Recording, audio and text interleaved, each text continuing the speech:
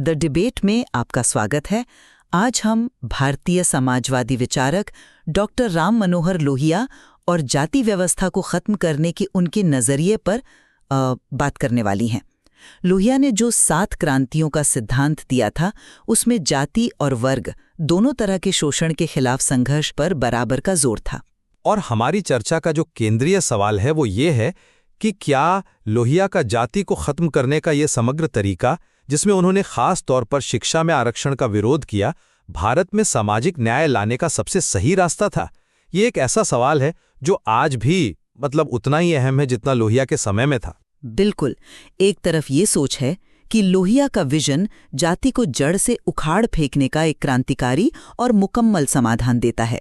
मैं आज इसी नजरिए के पक्ष में बात करूंगी। और दूसरी तरफ जिसका पक्ष मैं रखूंगा, ये माना जाता है कि लोहिया का ये नजरिया आदर्शवादी तो था, पर जमीनी हकीकत से शायद थोड़ा दूर था। ये उन ठोस कदमों को नजरअंदाज करता था जो सदियों से चले आ रहे अन्याय को दूर करने के लिए जरूरी थे। देखिए, समझने वाली बात यह है कि ये डॉक्टर लोहिया का मकसद कुछ जातियों को बस ऊपर उठाना नहीं था, बल्कि पूरी की पूरी जाति व्यवस्था को ही नेस्ता नाबूद करना था। उन्होंने भारतीय समाज को सिर्फ अगड़े और पिछड़े की एक बाइनरी में नहीं देखा। उनकी समझ कहीं ज्यादा गहरी थी। उन्होंने समाज की 3 परतें पहचानी। पहली, संपन्न ऊंची जातियां जिनके हाथ में सत्ता और संसाधन थे। दूसरी, गरीब नकली ऊंची जातियां। ये वो लोग थे जिनके पास जाति का गौरव तो था पर जेब खाली थी। और तीसरी, पिछड़े शूद्र। तो लोहिया का मानना था कि असली क्रांति तब आएगी जब हम इन सारे वंचित समूहों को एक साथ लाएंगे, यानी सभी जातियों की औरतें, शूद्र और ये गरीब नकली ऊंची जातियां जो सदियों से गरीबी और बेबसी के जाल में फंसे हैं। इसके लिए उन्होंने 4 खास क्षेत्रों में विशेष अवसर प्रेफरेंशियल अपॉर्चुनिटीज की वकालत की: राजनीति में, सरकारी नौकरियों में, सेना में और व्यापार में। लेकिन, और ये सबसे अहम बात है, वो शिक्षा में किसी भी तरह के आरक्षण के सख्त खिलाफ थे। उनका मानना था कि हर बच्चे को एक जैसी अच्छी बुनियादी शिक्षा मिले और फिर उच्च शिक्षा में सबको बराबरी का मौका। उनका मकसद जाति और वर्ग के संघर्षों को मिलाकर एक ऐसी सामाजिक क्रांति लाना था जो व्यवस्था को ही बदल दे, न कि सिर्फ आरक्षण के जरिए जाति की पहचान को और पक्का करे। मैं इस सोच से सच कहूं तो बिल्कुल सहमत नहीं हूं। मुझे लगता है कि लोहिया के इतने बड़े विजन में एक बुनियादी खोट था, और वो था शिक्षा में विशेष अवसरों का विरोध करना। ये एक ऐसी उलझन है जिसे हम अनदेखा नहीं कर सकते।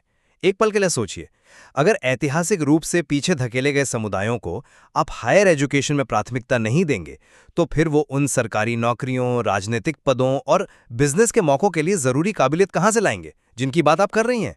ये तो ऐसा हुआ कि आपने मंजिल तो दिखा दी, पर वहां तक पहुंचने का रास्ता एक तरह से बंद कर दिया।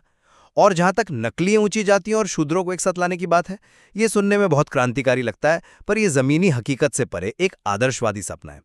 यह सच्चाई को नजरअंदाज करता है कि जाति का जहर गरीबी से कहीं ज्यादा गहरा है। एक गरीब सवर्ण भी अक्सर अपने मन में जातिगत ऊंच नीच को पाले रखता है।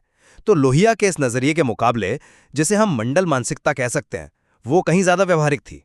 उसने ये समझा कि जाति के आधार पर हुए ऐतिहासिक अन्याय को मिटाने के लिए शिक्षा में आरक्षण जैसे ठोस और लक्षित कदमों की जरूरत है।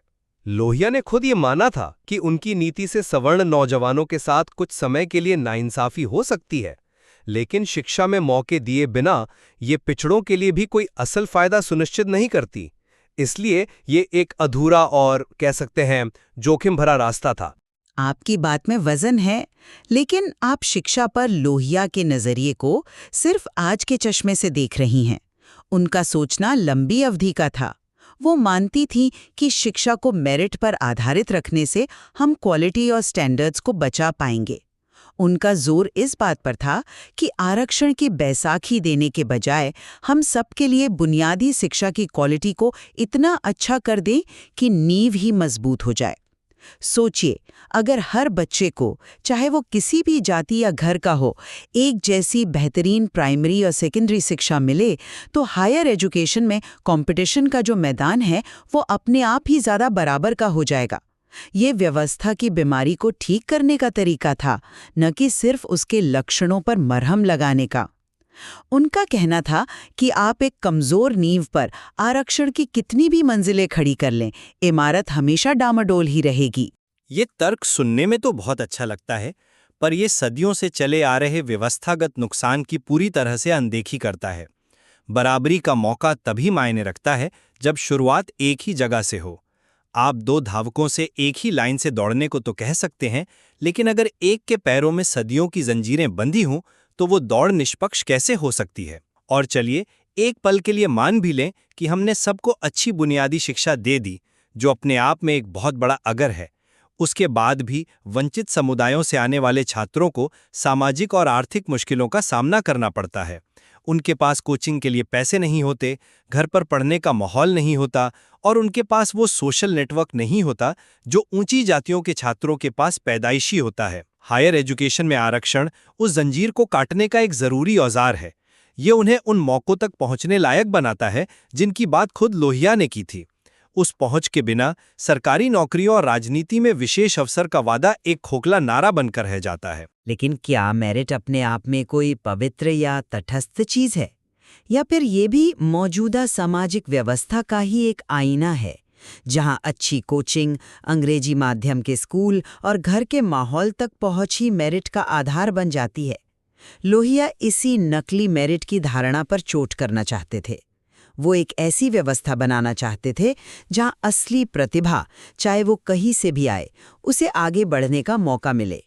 और ये तभी हो सकता है जब आप शुरुआती शिक्षा को यूनिवर्सल और हाई क्वालिटी बना दें। तो आप कह रही हैं कि जब तक वो आदर्श व्यवस्था नहीं बन जाती तब तक हम इंतजार करें?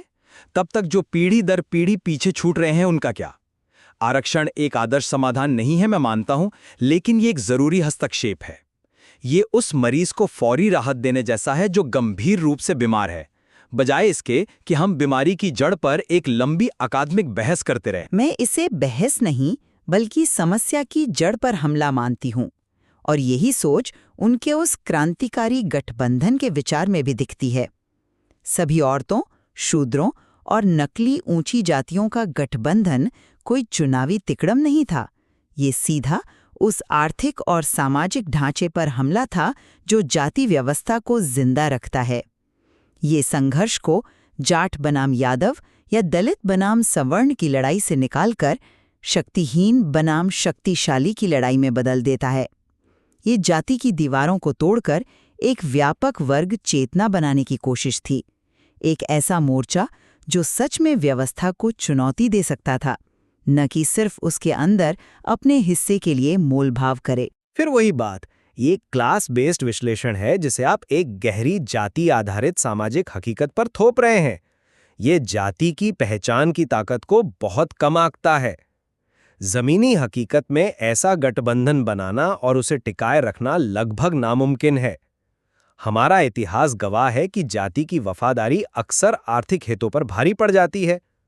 एक गरीब नकली ऊंची जाति का व्यक्ति जिसे आप शूद्रों के साथ जोड़ना चाहती हैं, वो अक्सर खुद को एक शूद्र के साथ पहचानने के बजाय अपनी जाति की झूठी शान से चिपके रहना पसंद करेगा, भले ही दोनों आर्थिक रूप से एक ही नाव में सवार हों। इसकी जगह उत्पीड़ित जातियों के अंदर एकजुटता बनाना, जैसा कि बाद के दलित और बहुजन आंदोलनों में देखा गया, एक कहीं ज्यादा यथार्थवादी और हासिल की जा सकने वाली रणनीति है, क्योंकि ये साझा उत्पीड़न के अनुभव पर आधारित है, न कि सिर्फ आर्थिक स्थिति पर। कि जब आर्थिक संघर्ष तेज होगा तो ये झूठी जातिगत चेतना अपने आप टूटेगी।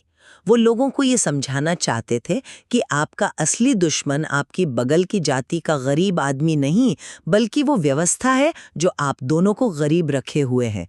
क्या ये एक बेहतर और ज्यादा टिकाऊ समाधान नहीं है, बजाय इसके कि हम जातियों को अलग अलग गुटों में बांटकर उन्हें आपस में सत्ता के टुकड़ों के लिए लड़ाते रहें? लेकिन उस आर्थिक संघर्ष को तेज करने और उसका नेतृत्व करने के लिए भी तो चेतना और शिक्षा चाहिए, और हम फिर घूमकर वहीं आ जाते हैं। वो गठबंधन काम कैसे करता अगर उसके ज्यादातर सदस्य अशिक्षित और शक्तिहीन होते, अगर उनके पास राजनीतिक सत्ता को समझने और उसका इस्तेमाल करने की काबिलियत ही नहीं होती? आपका तर्क एक चक्र में घूम रहा है। आप एक ऐसी क्रांति की उम्मीद कर रही हैं जिसके सैनिकों को आपने लड़ने के हथियार ही नहीं दिए। यहीं पर लोहिया की दूरदर्शिता दिखती है। उनका अंतिम लक्ष्य जाति व्यवस्था का पूरी तरह से खात्मा था, सिर्फ उसमें थोड़ा बहुत फेरबदल करना नहीं। मंडल कमीशन जैसी नीतियां, मैं मानती हूं कि वो कुछ राहत देती हैं, लेकिन फायदों का आधार जाति को बनाकर वो अनजाने में जाति की पहचान को और ज्यादा मजबूत कर देती हैं। लोग अपनी जाति को एक संसाधन की तरह देखने लगते हैं, जिसे मिटाने के बजाय बचाने की जरूरत महसूस होती है। लोहिया ने समुद्र मंथन का रूपक इस्तेमाल किया था। उनका कहना था कि जब आप समाज के समुद्र को मथेंगे तो अमृत निकलने से पहले विष ही निकलेगा।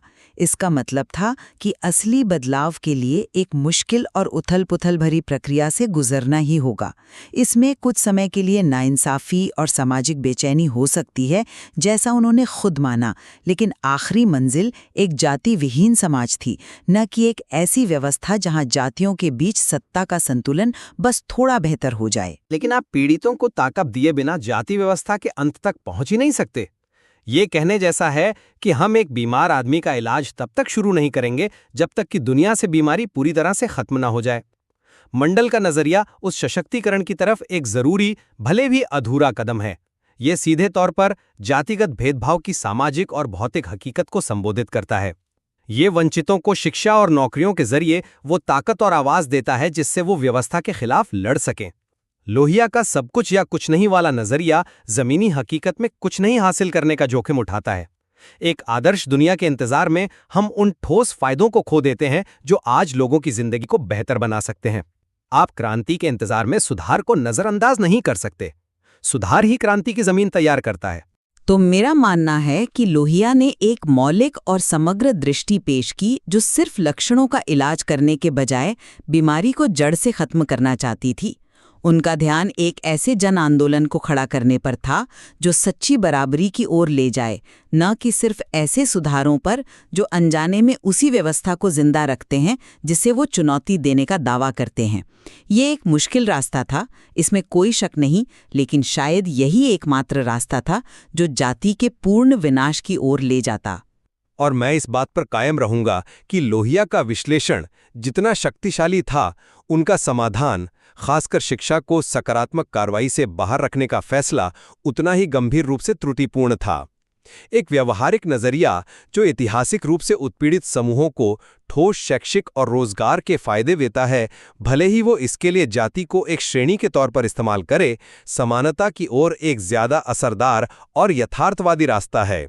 ये फौरी राहत भी देता है और लंबी अवधि के सशक्तिकरण का रास्ता भी खोलता है। आज की हमारी चर्चा जाति विरोधी राजनीति की एक केंद्रीय दुविधा को सामने लाती है कि क्या एक क्रांतिकारी संरचनात्मक बदलाव का लक्ष्य रखा जाए जिसमें अव्यावहारिक होने का जोखिम हो, या फिर व्यावहारिक लक्षित नीतियों को अपनाया जाए जो अनजाने में उन्हीं पहचानों को और मजबूत कर सकती हैं जिन्हें हम खत्म करना चाहते हैं। यह विषय स्रोत सामग्री में और ज्यादा गहरे विश्लेषण की मांग करता है।